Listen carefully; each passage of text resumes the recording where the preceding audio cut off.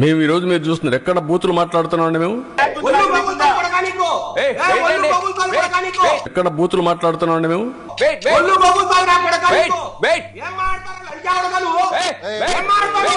నీ దరిద్రపు ఫేస్ ని వద్దు పితృబాధ వద్దు, వాడు బూతులు తిడతాడు.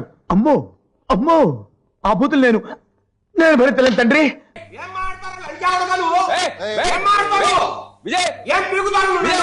ఏం మాట్లాడతాడు? సంస్కారమే శాశ్వతమైనది. ట్రిపుల్ ఎక్స్ సోప్, సంస్కారవంతమైన సోప్.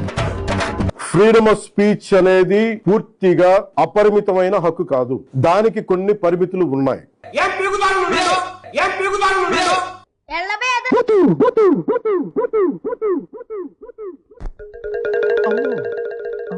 ఫ్రీడమ్ ఆఫ్ స్పీచ్ అంటే ఫ్రీడమ్ టు అబ్యూస్ కాదు.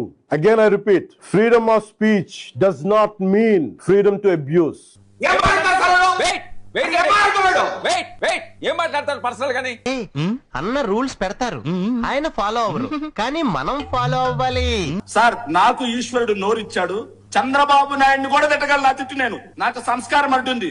అదే మాట నేను, అదే తిట్టు నేను అతన్ని తిట్టగలను. కాకపోతే వాళ్ళ తల్లి మా తల్లితో సమానం అనుకుంటాను నేను. సో ఎవరు బూతుల పార్టీ, ఎవరు గూండా మనస్తత్వం, ఎవరిది సైకో మనస్తత్వం ఇక్కడ అర్థం కావట్లేదా? మేము అడిగింది ఏంటి? సో ముఖ్యమంత్రిగా పనిచేసినటువంటి జగన్మోహన్ రెడ్డి Z+ కేటగిరీ సెక్యూరిటీలో ఉన్నాడు.